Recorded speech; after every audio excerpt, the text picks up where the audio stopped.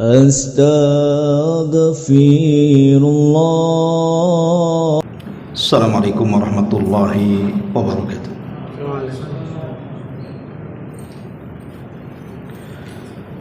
Alhamdulillah wassalatu wassalamu ala Rasulillah wa ala alihi wa sahbihi wa mawalah wa la hawla wa la quwata illa billahi wa ba'd. Alhamdulillah, segala puja dan puji hanya milik Allah subhanahu wa ta'ala. Salawat dan juga salam kita hadiahkan kepada Rasul kita Nabi besar Muhammad sallallahu alaihi wa ala alihi wasallam. Kajian di malam hari ini kita akan membahas tentang 3 kelompok yang dijamin oleh Nabi sallallahu alaihi wasallam bahwa mereka akan masuk di dalam surga. Dan itu tertuang dalam sebuah hadis yang dikeluarkan dari Imam Abi Dawud pada nomor urut hadis ke-4167 dari hadis Abi Umamah radhiyallahu anhu. Nabi sallallahu alaihi wasallam bersabda, "Ana za'imun bi baitin fi rabadil jannati liman tarakal mira wa in kana muhiqqah wa bi baitin fi wasatil jannati liman tarakal kadhiba wa in kana maziha wa bi baitin fi a'lal jannati liman hasuna khuluquhu." Kata Nabi sallallahu alaihi wasallam, aku akan memberikan jaminan satu rumah di tepian sorga bagi seseorang yang meninggalkan perdebatan meskipun dia di atas kebenaran.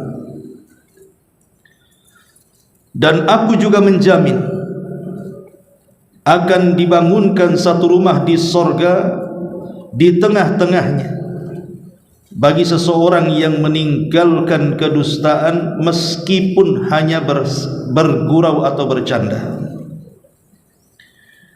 Dan aku juga menjamin satu rumah di sorga yang paling tinggi bagi seseorang yang bisa berakhlak dengan akhlak yang mulia.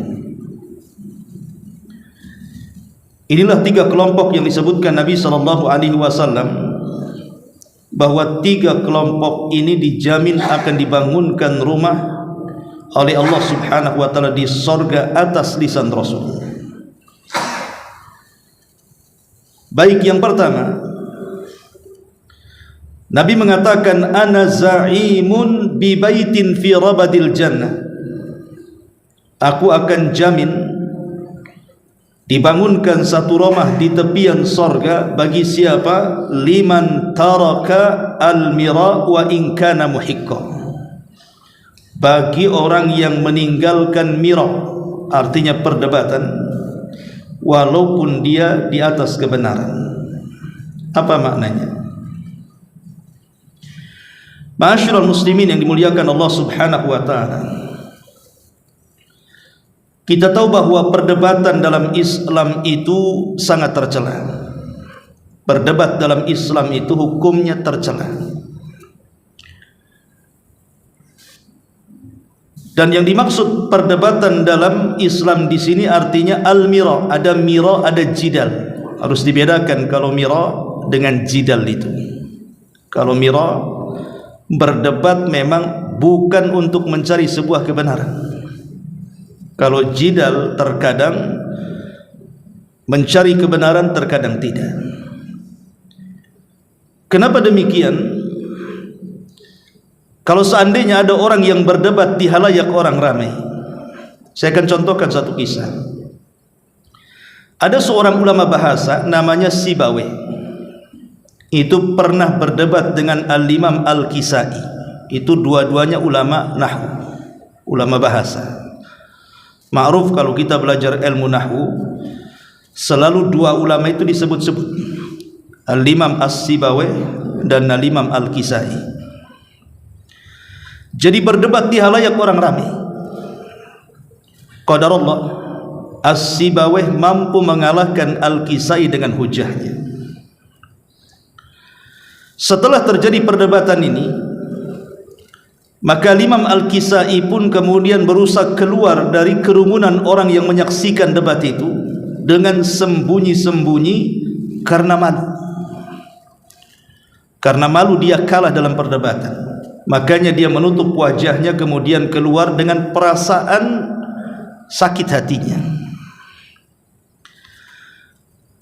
Dari sini kita tahu bahwa gambaran perdebatan Sibawayh dan Kisai ini, kalau orang kemudian melakukan perdebatan di halayak orang ramai dan orang itu bisa mengalahkan, terkadang yang dikalahkan itu merasa kecil hati, terkadang hatinya juga sedih. Lah sesiapa, kata Nabi SAW, yang dia menjaga hatinya, hati lawan debatnya, dia bisa mengalahkannya. Sebenarnya dia mampu mengalahkan dengan mudah, tapi karena ingin menjaga hati saudaranya, dia berpura-pura tidak memiliki hujah yang kuat, supaya kesannya itu ya sama-sama. Mungkin tidak ada kalah atau tidak ada menang, ataupun pura-pura kalah, hanya untuk menjaga hati saudaranya. Maka orang yang mampu melakukan seperti ini, inilah yang dimaksud hadis ini. Allah Subhanahu wa ta'ala akan menjamin satu rumah di sorga bagi yang meninggalkan debat walaupun dia di atas kebenaran. Makanya dalam sejarah ada orang namanya Abu Ubaidah Al-Qasim ibn Salam. Abu Ubaidah Al-Qasim ibn Salam rahimahullahu ta'ala itu pernah berdebat dengan Imam Syafi'i dalam perkara kalimat quru dalam ayat Al-Quran, wal mutallaqatu yatarabbasna bi anfusihinna thalathata quru. Jadi ada kalimat quru dalam Quran, maknanya, dan wanita-wanita yang diceraikan oleh suaminya, wanita-wanita yang diceraikan oleh suaminya, maka masa tunggunya atau masa iddahnya itu 3 quru. Apa maksud 3 quru di sini? Ada yang mentafsirkan quru di sini maksudnya 3 kali haid, ada yang mengatakan 3 kali suci dari haid.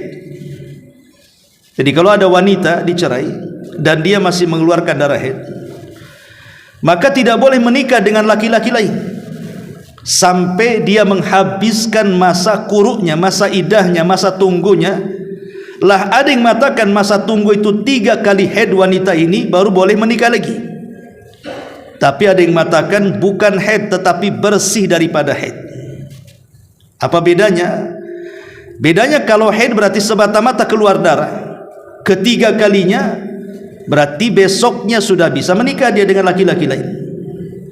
Tapi bagi yang mengatakan suci dari haid, tunggu dulu sampai selesai haidnya, setelah suci baru boleh menikah lagi. Itulah makna quru. Jadi Imam Syafi'i ini dia berpendapat bahwa masa tunggu haid itu, masa tunggu wanita yang ditalak ataupun masa iddah itu 3 kali haid. Itu pendapat Imam Syafi'i. Tapi pendapat Abu Ubaidah Al-Qasim ibn Salam ini, sama-sama ulama di zamannya, pakar fikih nih, dia berpendapat lain bahwa quru di situ bersih dari haid. Terjadilah perdebatan hebat antara Imam Syafi'i dengan Abu Ubaidah Al-Qasim ibn Salam ini. Tetapi kemudian setelah melakukan perdebatan, selesai berdebat, tiba-tiba Imam Syafi'i mengatakan, sungguh aku takjub dengan pendapatmu. dan aku mengakui kekalahan debatku, dan sekarang aku berpendapat bahwa quru dalam ayat itu artinya suci dari haid, sesuai dengan pendapatmu. Tetapi sebaliknya Abu Ubaidah Al-Qasim bin Salam mengatakan, ya Syafi'i, sungguh aku yang kalah, dan aku lebih cenderung kepada pendapat yang engkau berikan bahwa quru di situ artinya haid. Coba bayangkan, setelah selesai berdebat malah Imam Syafi'i mengikuti pendapat Abu Ubaidah Al-Qasim bin Salam, tetapi Abu Ubaidah Al-Qasim bin Salam justru mengambil pendapat Imam Syafi'i. Tukar-tukaran pendapat jadinya kan. Lah kalau debat seperti ini kan enak. Makanya para ulama salaf dulu, kalau mereka ingin berdebat itu, maka selalunya mereka melaksanakan 2 rakaat sunnah, berwudu, kemudian melakukan 2 rakaat sunnah wudu, kemudian berdoa kepada Allah. Apa doa para ulama dulu? Mereka berdoa kepada Allah Subhanahu wa taala kalau hendak berdebat itu, mereka menghendaki bahwa yang menang itu lawan debatnya. Mereka meminta kepada Allah agar yang menang itu lawan debatnya supaya dapat faedah. Sebab kalau seandainya yang menang kita yang mendebat, kita nggak dapat faedah, nggak dapat ilmu. Itulah yang diprinsipkan oleh Imam Syafi'i rahimahullahu taala, bahwa kalau dia hendak berdebat, dia meminta kepada Allah kebenaran itu ada pada lisan lawan debatnya. Kalau ini akhlak ada pada diri kita, tidak mungkin perdebatan itu melahirkan permusuhan dan kedengkian. Karena perdebatan itu melahirkan kebencian dan juga kedengkian, bahkan permusuhan itu, karena masing-masing mempertahankan ego dan kebenarannya menurut dia, walaupun sudah kalah, jelas-jelas kalah. Karena dia tidak menghendaki kebenaran, makanya dia tidak mengakui kebenaran yang ada pada orang lain. Bahkan yang lebih parah lagi, kalau habis berdebat, kemudian lawan debatnya tidak menerima pendapatnya, apa kata dia? Dasar kamu tidak mau kebenaran, kata. Lah kok bisa dia mengatakan seperti itu? Kamu tidak mau kebenaran, buktinya kau menolak pendapatmu, katanya. Itu memaksakan pendapat dia dikonsumsi orang namanya kan. Tidak boleh dalam berdebat seperti itu. Bahkan kalau seandainya ada kemenangan dalam perdebatan, dia bangga. Tuh kan apa kata saya, yang benar itu saya, katanya. Bukan itu tujuan berdebat itu. Tujuan berdebat adalah masing-masing mencari kebenaran, bukan pembenaran. Ma'asyiral muslimin yang dimuliakan Allah Subhanahu wa taala, karena dampak debat ini banyak. Pertama, bahwa debat ini yurisul adawata wal baghdha, bisa mewarisi permusuhan, bahkan bisa mewarisi kedengkian. Bahkan terkadang orang yang berdebat ini kalau dia kalah, mengucapkan kalimat-kalimat yang tidak layak diucapkan. Makanya hindari perdebatan. Karena sekarang ini musim medsos, terkadang seseorang berdebat di kolom komentar atau antar grup dan begitu seterusnya. Ketika kemudian saling serang, ada orang-orang yang mengucapkan kalimat-kalimat yang menunjukkan dia bukan sedang mencari hidayah atau kebenaran, justru sedang melecehkan dan menghina orang lawan debatnya. Dan itu paling banyak itu.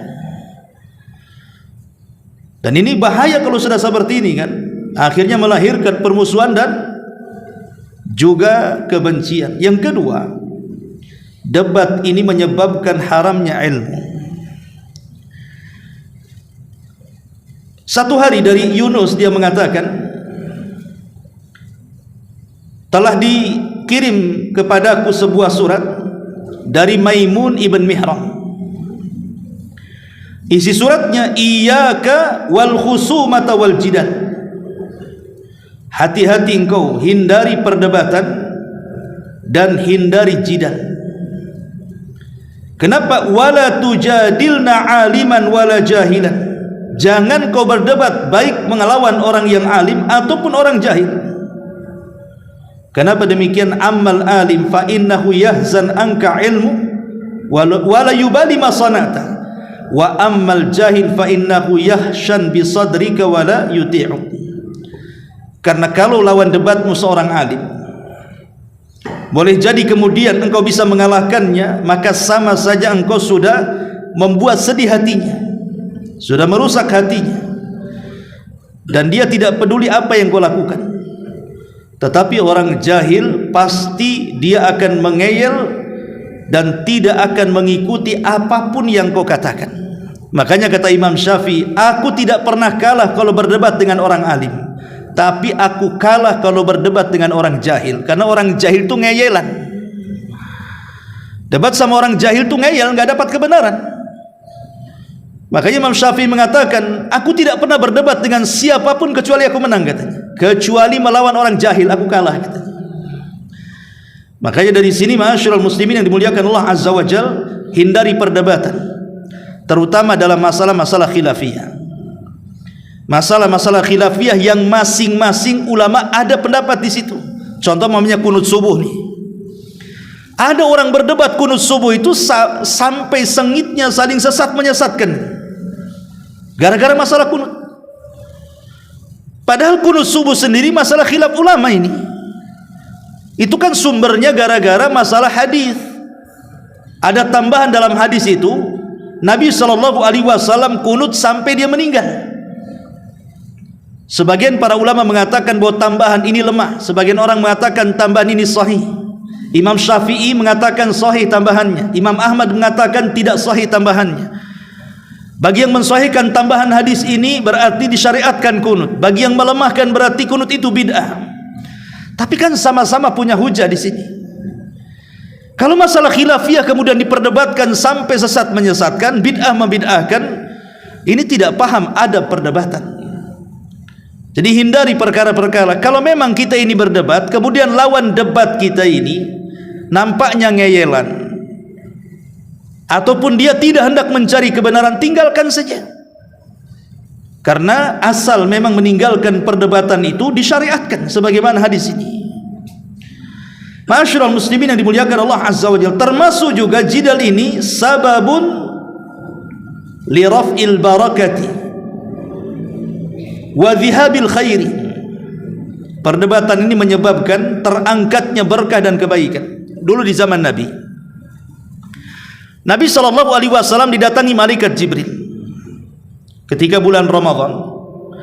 Kemudian Rasul diberitahu tentang tanggal Lailatul Qadar.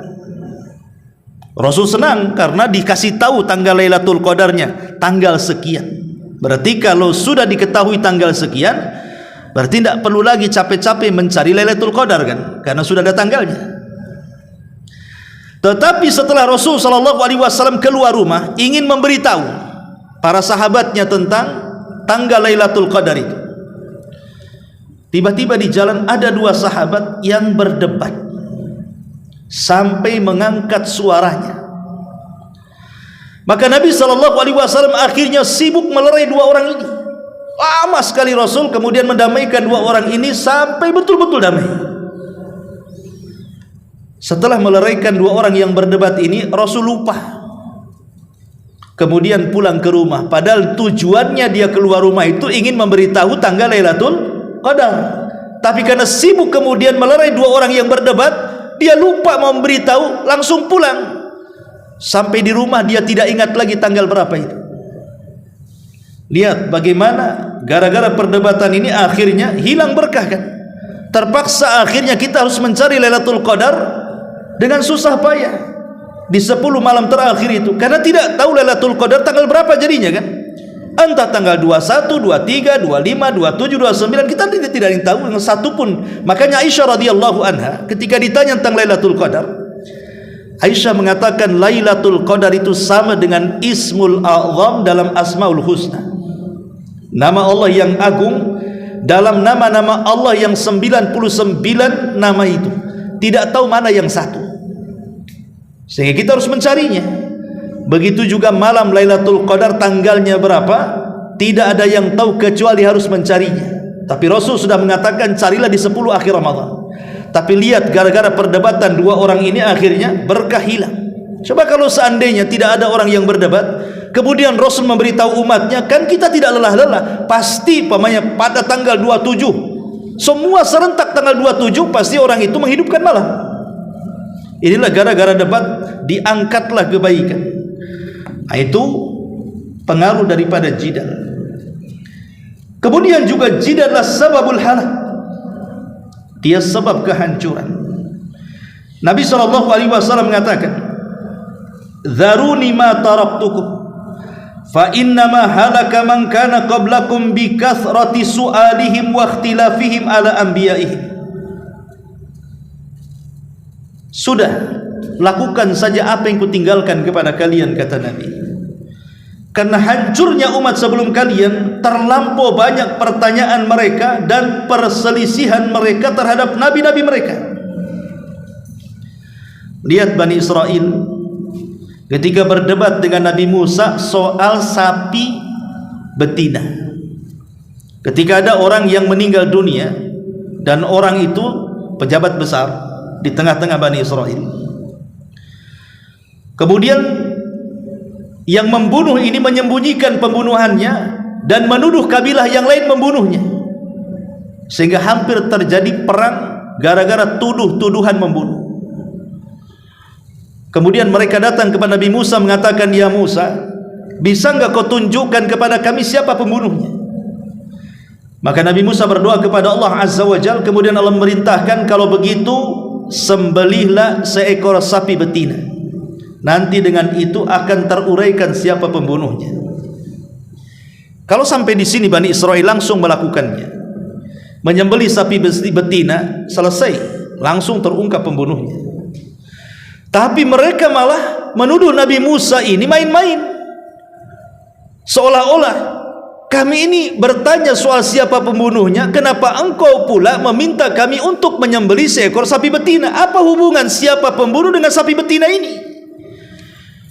Tapi Musa alaihi salam mengatakan, apakah aku main-main dengan perintah Allah?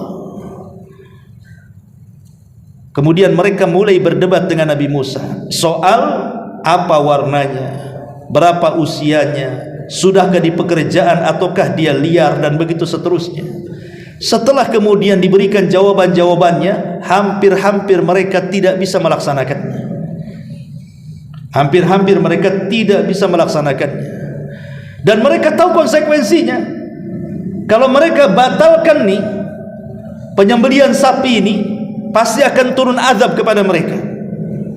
Maka mereka berusaha untuk mencari sapi betina. Rupanya ada yang punya milik anak yatim, tetapi harganya karena sudah diberitahu malaikat dan mengatakan kepada anak yatim ini, jangan kau jual sapimu kecuali dengan seharga emas seberat sapimu.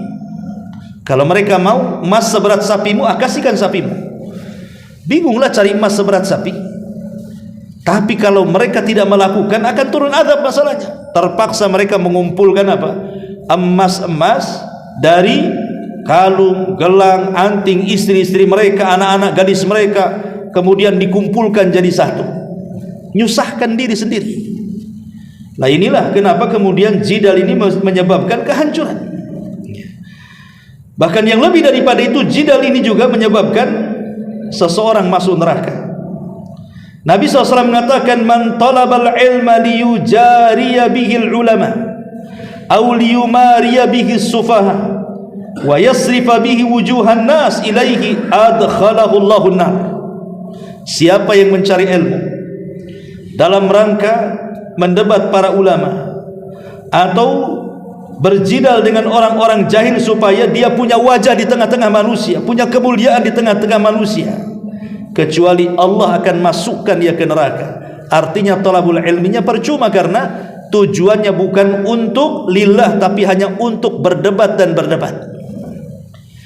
Ma'asyiral muslimin yang dimuliakan Allah Azza wa Jalla, ini yang pertama. Kemudian yang kedua, Nabi SAW mengatakan, wa bi baitin fi wasatil jannati liman tarakal kadhiba wa in kana mazihan. Dan Nabi akan menjamin satu rumah di tengah-tengah surga. Syaratnya meninggalkan dusta walaupun hanya bersendau gurau belaka. Kita lihat, kalau kita melihat ada orang yang sedang melawak gitu, para pelawak ya. Terkadang mereka supaya manusia tertawa. Terkadang mereka membuat cerita-cerita lucu kan?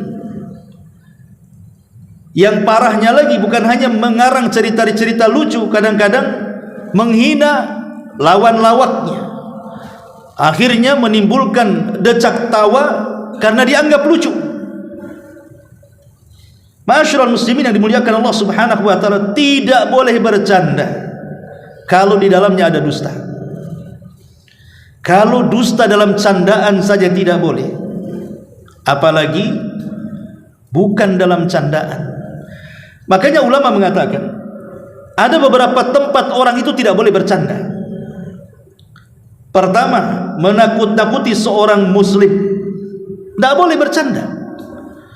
Pamannya ambil pisau, kemudian diarah-arahkan ke wajah dia. Sebenarnya dia sedang bercanda, tapi karena dia sedang menakut-nakuti seorang muslim, tidak boleh bercanda dalam menakut-nakuti seorang muslim. Kenapa demikian? Karena Rasul yang mengatakan la yahillu li muslimin an yurawwi'a musliman, tidak halal alias haram bagi seorang muslim membuat takut muslim yang lainnya walaupun sebatas candaan. Yang kedua, tidak boleh bercanda dalam rangka melecehkan kelompok-kelompok tertentu. Tidak boleh bercanda dalam rangka melecehkan kelompok tertentu, suku tertentu, ras tertentu. Tidak boleh. Allah Subhanahu wa taala berfirman dalam surah Al-Hujurat ayat 11 itu, ya ayyuhalladzina amanu la yaskhar qaumun min qaumin asa an yakunu khairan minhum. Wahai orang-orang yang beriman, janganlah sekumpulan orang-orang di antara kalian merendahkan kumpulan yang lainnya, karena boleh jadi yang ditertawakan itu jauh lebih baik dibandingkan mereka. Tidak boleh. Karena ada orang yang kemudian melecehkan kelompok yang lainnya dengan cara apa? Dengan cara candaan. Entah mungkin menghina warna kulitnya, entah mungkin menghina dialek bahasanya, entah mungkin menghina budayanya, dan begitu seterusnya. Walaupun bercanda tidak boleh. Ini bukan tempat bercanda. Ya.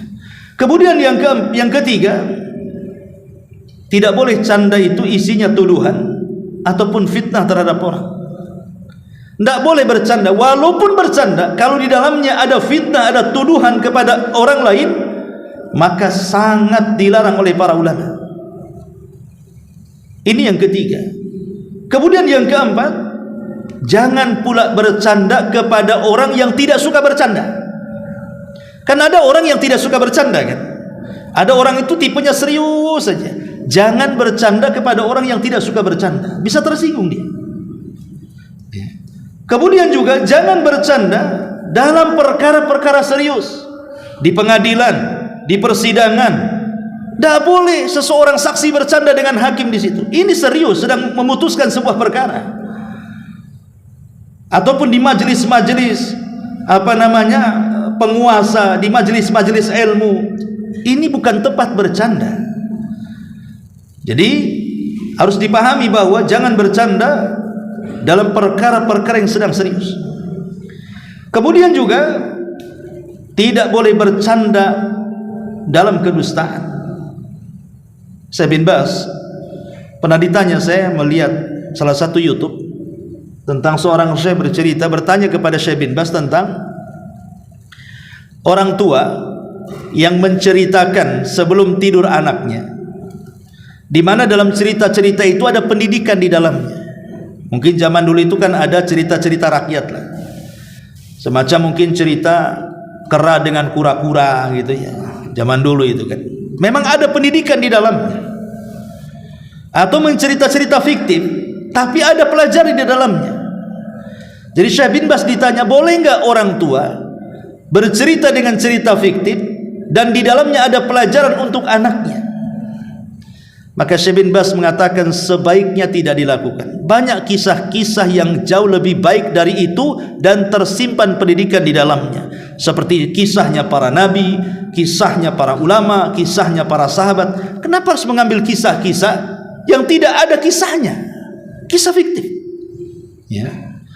Artinya kalau menceritakan saja dan ada pendidikannya dilarang, maka bercanda dalam kedustaan juga lebih dilarang lagi.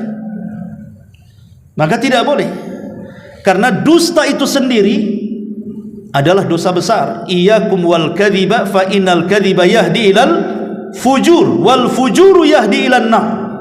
Hati-hati jangan berdusta, karena dusta itu mengantarkan kepada perangai keburukan, dan keburukan itu pasti mengarah ke neraka. Dusta yang dibolehkan itu cuma 3 perkara saja. Pertama, dalam rangka islah. Ada 2 orang yang bertengkar, kemudian kita hendak mengislah keduanya, terpaksa harus berdusta. Itu dibolehkan, karena tujuannya mengislah. Yang kedua, berdusta untuk menjaga darah seorang muslim. Antum punya tetangga, satu muslim, satu kafir. Tetangga yang kafir mau membunuh tetangga yang muslim, antum sembunyikan di rumah. Kemudian antum katakan tidak ada di sini dia. Berdusta, tapi boleh karena ingin menjaga nyawanya orang muslim.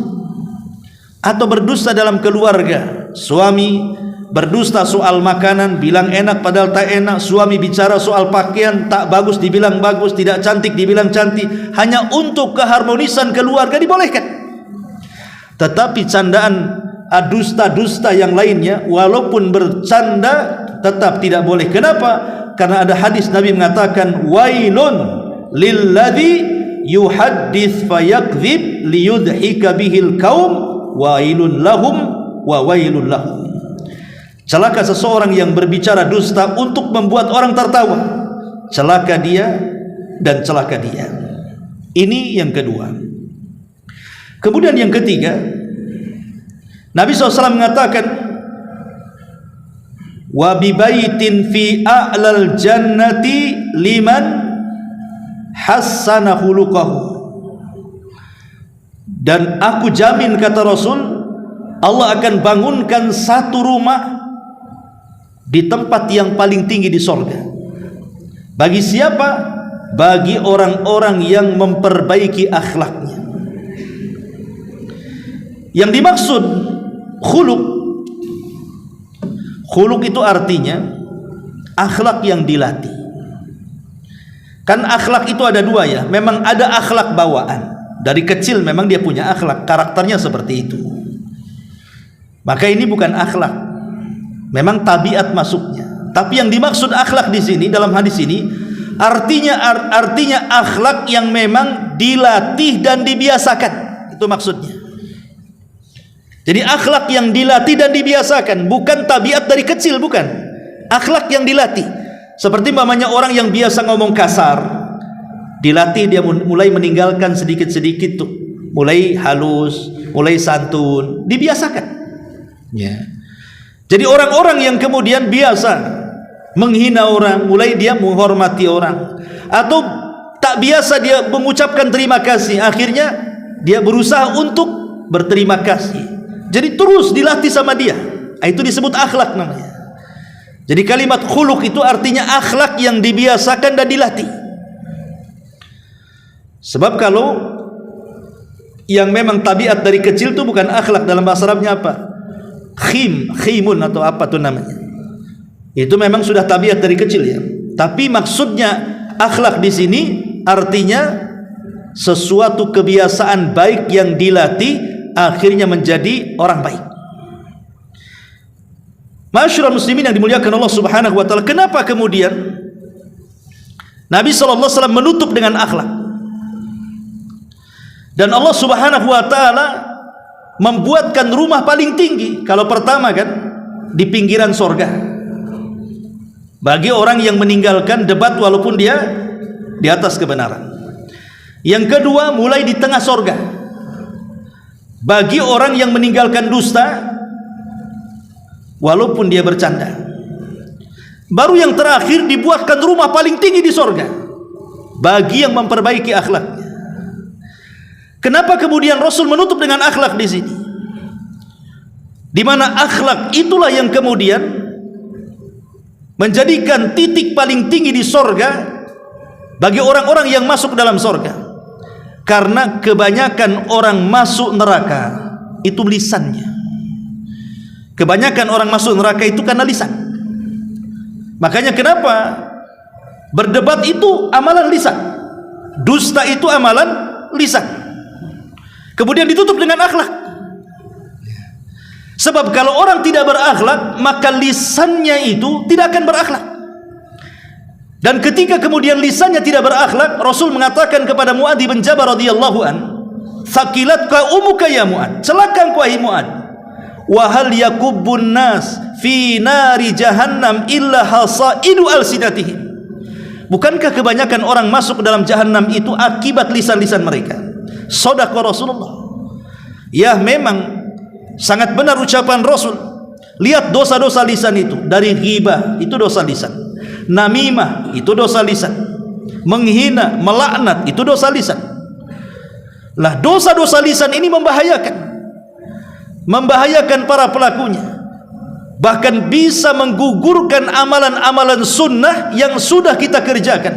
Anggaplah Anda sholat malamnya nggak pernah tinggal, puasa sunnahnya nggak pernah tinggal, baca Qur'annya nggak pernah tinggal, sedekahnya nggak pernah tinggal. Tapi kalau lisannya tidak baik, itu sholat sunnah, puasa sunnah, sedekah sunnah, baca Quran dan begitu seterusnya, itu bisa gugur, nggak dapat pahala. Mana dalilnya? Abu Hurairah radhiyallahu anhu menceritakan sebuah hadis yang dikeluarkan Imam Bukhari di dalam Adabil Mufrad.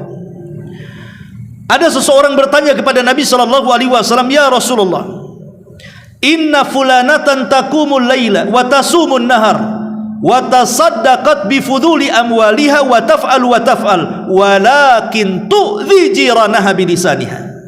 Rasul, ada seorang ibu-ibu, seorang wanita, kalau malam tidak pernah tinggal salat malam, kalau siang tidak pernah puasa, tidak pernah tinggal puasa sunnah, dan tempat-tempat yang dihajatkan untuk disedekahkan, maka dia sedekahkan hartanya di situ. Dan dia pun banyak melakukan kebaikan ini dan itu. Tapi penyakitnya satu, wahai Rasul, lisannya membuat tidak aman tetangganya, selalu menyakiti tetangganya. Coba di antara kita, siapa yang rajin sholat malam? Siapa di antara kalian yang rajin sholat malam atau puasa sunnah?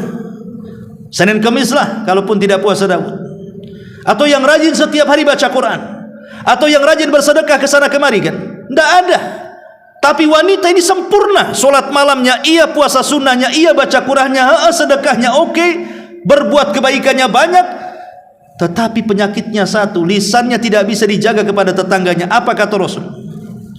Kata Nabi SAW, la khaira fiha hiya min ahlin nar. Wanita itu tidak ada kebaikannya, kata Rasul. Bahkan wanita itu layak masuk neraka. Lalu buat apa puasanya? Buat apa solatnya? Buat apa sedekahnya? Buat apa baca Qur'annya?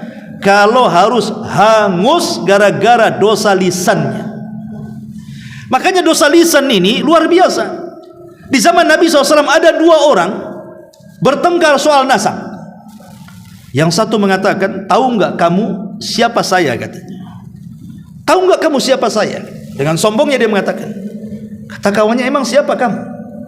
Dia mengatakan, ana fulan, ibn fulan, ibn fulan, ibn fulan, ibn fulan. 9 kakeknya disebut dengan bangganya. Karena kakek-kakeknya itu orang-orang hebat menurut dia. Setelah dia menyebutkan, karena ingat orang Arab itu kan berbangga dengan nasab biasa, makanya mereka itu paling hafal nama-nama kakek mereka itu. Dari mulai kakek pertama, kedua, ketiga, keempat, mereka hafal. Silsilah mereka itu sampai di mana mereka hafal. Kita ini nggak hafal. Kakek kedua saja kita tidak tahu siapa nama kakek kedua kita. Kita hafalnya ya orang tua sama bapaknya orang tua. Nah, kalau bapak-bapaknya orang tua udah bingung tuh namanya tuh. Karena kita tidak pernah berbangga dengan nasab. Kecuali dari daerah keraton gitu ya, yang ada darah-darah birunya. Tapi di Arab itu mereka berbangga dengan nasab. Sehingga kemudian saking bangganya dengan nasab, dia sebutkan 9 kakeknya ke atas, mulai dia menghina kawannya dan mengatakan, amma anta fala ummalak, katanya. Adapun engkau, saya yakin tidak punya nasab sebaik aku, katanya. Dengan sombongnya dia. Maka lawannya ketika hendak menyebutkan nasab dengan malu-malunya karena kakeknya tidak sehebat kakek kawannya, ketika hendak mengatakan saya fulan ibn fulan, datang Nabi datang di situ. Kemudian Nabi SAW menghentikan, jangan kalian berdebat soal nasab. Kemudian Rasul menceritakan tentang kisah 2 orang di zaman Bani Israel yang sama-sama cerita tentang nasab. Jadi zaman Bani Israil ada dua orang yang mengatakan, tahukah kamu siapa saya? Saya Fulan bin Fulan, Fulan bin Fulan, Fulan bin Fulan, sampai 9 kakinya dengan bangga disebutkan. Setelah dia menyebutkan kaki buyutnya, dia menghina kawannya dan mengatakan, amma anta fala ummalaka, adapun engkau pasti engkau tidak sehebat nasabku, kata. Kemudian orang ini dengan malu-malunya menyebutkan, baik, saya Fulan ibn Fulan, Fulan ibn Fulan. Baru menyebut kakek buyut yang ketiga, mau menyebut kakek buyut yang keempat, dia sadar bahwa kakek buyut yang keempat itu bukan muslim, kafir. Dia tidak mau menyebutkannya.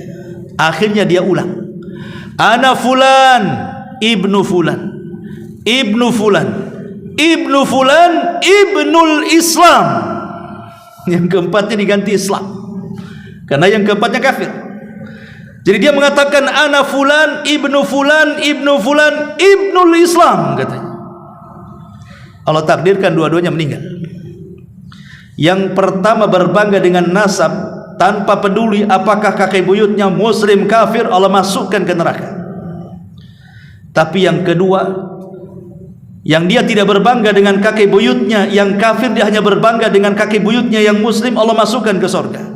Lihat ikhwatu fiddin, muliakan Allah azza wa jalla, hadis ini sahih ya. Orang ini masuk ke neraka bukan karena zalim, kan?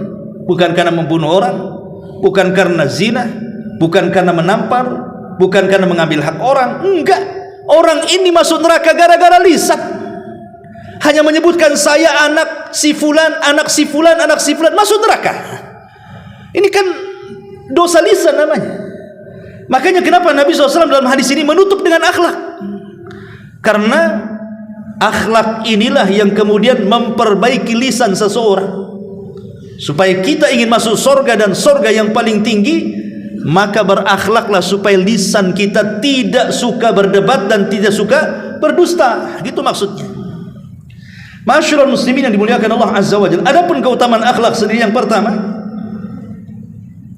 sabab lidukhulil jannah. Sudah jelas, akhlak itu menyebabkan orang masuk surga berdasarkan hadis yang kita baca. Yang kedua, sababun fi mahabbatillahi li abdi. Akhlak itu sebab mendapatkan kecintaan Allah kepada hambanya, ataupun kecintaan hamba kepada hamba yang lain. Terkadang begini ikhwatu fiddin, ada dua orang ya, yang satu sudah mengaji, masya Allah gitu ya, pakai gamis, cingkrang, berjanggut dan begitu seterusnya. Oh, sunnah-sunnah Nabi oke lah secara lahiriah. Tapi kalau ngomong kadang-kadang tidak terkontrol, masih kasar, masih suka mukul istrinya, masih suka mengasingkan diri karena beda kelompoknya, dia tak mau nyapa, tak mau salam, tak mau ngomong, kan gitu. Ini yang satu tidak pernah ngaji. Boleh jadi mungkin sholat pun tidak, ngaji pun tidak, kan gitu. Tapi akhlaknya bagus, senyum, suka bantu, pokoknya muamalahnya bagus. Terkadang di mata manusia, siapa yang disukai? Yang disukai itu yang bagus akhlaknya, walaupun dia tidak ngaji, walaupun tidak sholat, walaupun tidak melakukan ibadah. Itu terkadang ya, itu maksudnya di mata manusia ya. Apalagi kalau seandainya sudah bagus akhlaknya, bagus pula ibadahnya, maka sempurnalah hidupnya. Makanya kenapa Nabi SAW mengatakan, idza ja'akum man tardawna dinahu wa khuluquhu fazawwijuh. Kalau ada laki-laki datang melamar putrimu, baik agamanya, baik akhlaknya, nikahkan segera. Sebab kalau tidak, hancur anakmu nanti. Dia Rasul mengatakan apa? Baik agama dan akhlak. Berarti agama dan akhlak ini tidak bisa dipisahkan. Sebab kalau seandainya hanya bagus agamanya saja tapi tidak bagus akhlaknya, ada kekurangan dalam hidupnya. Ataupun sebaliknya, bagus akhlaknya tapi kurang bagus agamanya, ada kekurangan dalam hidupnya. Tapi kalau bisa menggabungkan agamanya oke, akhlaknya iya, mantap tuh. Berarti dia sempurna kehidupannya. Masyarul muslimin yang dimuliakan Allah azza wa jalla. Ini yang ketiga. Yang keempat, akhlak ini bisa memberatkan timbangan. Ma min syai'in athqal fil mizani min husnil khuluqi, kata Rasul. Tidak ada sesuatu yang mampu memberatkan timbangan kelak pada hari kiamat melebihi baiknya akhlak. Dan baiknya akhlak itu ada pada 5 tempat. Orang dikatakan baik akhlak itu ada di 5 tempat. Pertama, kata para ulama, talaqatul wajhi indal liqa. Wajah yang tidak menyeramkan ketika berjumpa dengan saudaranya. Artinya wajah yang menyenangkan, senyum, kata-katanya santun, matanya sayu tidak melotot gitu ya. Kemudian wajahnya juga menghadap kepada orang yang diajak bicara, walaupun yang diajak bicara itu mungkin lebih rendah dibandingkan dia. Itu namanya talaqatul wajhi. Karena Nabi SAW mengatakan, la tahkirana minal ma'rufi syai'an walau antalqa akhaka biwajhin talqin. Jangan remehkan sekecil apapun kebaikan, walaupun hanya berjumpa dengan temanmu, dengan saudaramu, dengan wajah yang menyenangkan. Yang kedua, thayyibul qawli, lisan yang dijaga sehingga tidak menyayat hati manusia. Karena sering saya katakan, ikhwan, terkadang kalau kita ini ngomong kasar sama orangnya, terkadang kita sendiri yang ngomong menyesal. Kenapa tadi saya ngomong begitu? Kenapa saya ngomong kasar sama dia? Terkadang seperti itu kan. Kalau kita ini terlampau kasar ngomongnya, kita yang ngomong sendiri terkadang menyesal. Kenapa sih tadi ngomong begitu? Itu kita yang ngomong itu. Yang dengar sakit hati. Kenapa dia mengatakan saya begini-begini? Awas saja dia. Itu yang diajak bicara sakit hati, yang mendengar orang-orang sekitarnya mencaci maki. Siapa orang itu kasar sekali? Kan begitu kalau orang kasar ngomongnya kan. Kita yang ngomong menyesal, yang diajak ngomong juga sakit hati, orang-orang di sekitarnya yang melihat pun mengutuk kita. Nah itulah makanya. Tapi coba sebaliknya, kalau kita ini ngomongnya halus, santun, bagus, yang ngomong saja senang karena kita tidak ada beban menyakiti orang.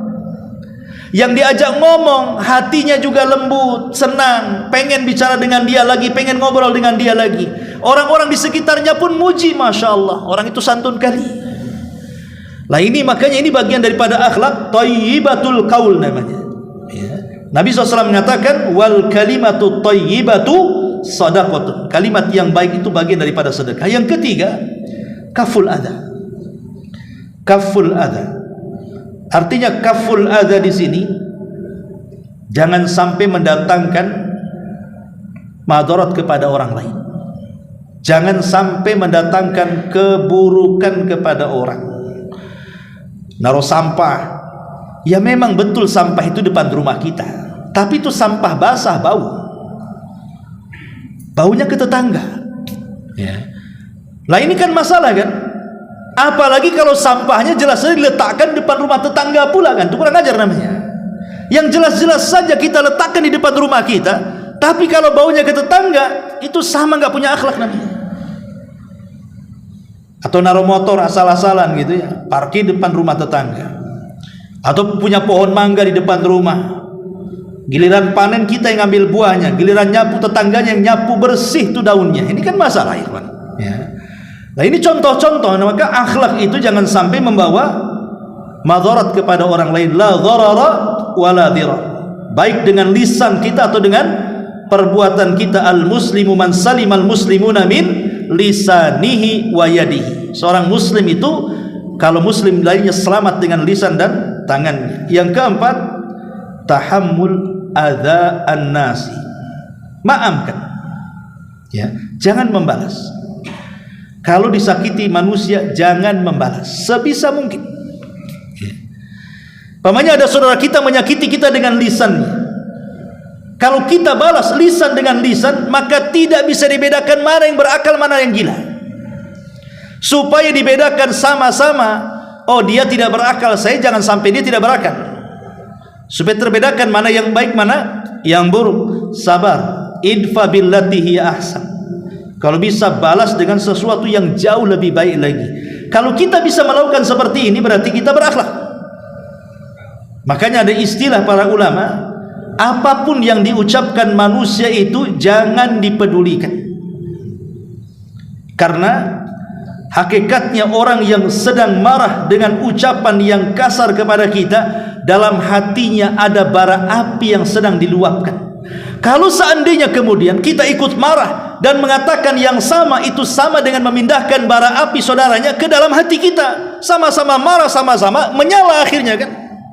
Nah, ini jadi masalah jadinya. Makanya kenapa Al-Quran mengatakan wa jazaa'us sayyi'ati sayyi'atum mithluha. Kalaupun harus kita balas kejahatan orang itu, maka balaslah sesuai dengan kejahatannya saja, jangan lebih. Ada orang ingin membalas kejahatan dengan kejahatan yang lebih dibandingkan kejahatan dia kepada kita. Yang sering saya contohkan, kalau seandainya ada orang yang mencaci maki kita, anggap saja dia mengatakan kepada kita, oh dasar bangsat, maka kita boleh membalas dengan membalik kata-kata, kau yang bangsat, titik sampai di sini. Karena dia ngomong begitu. Ya. Jangan pula kita tambah. Ya. Oh dasar bangsat, dasar anjing, dasar babi. Ah, ini menambah namanya. Ya. Tidak boleh kita menambah cacian orang. Kalau dia menyebutkan satu kata, kita balik kata-kata itu yang dibolehkan. Kalaupun harus membalas.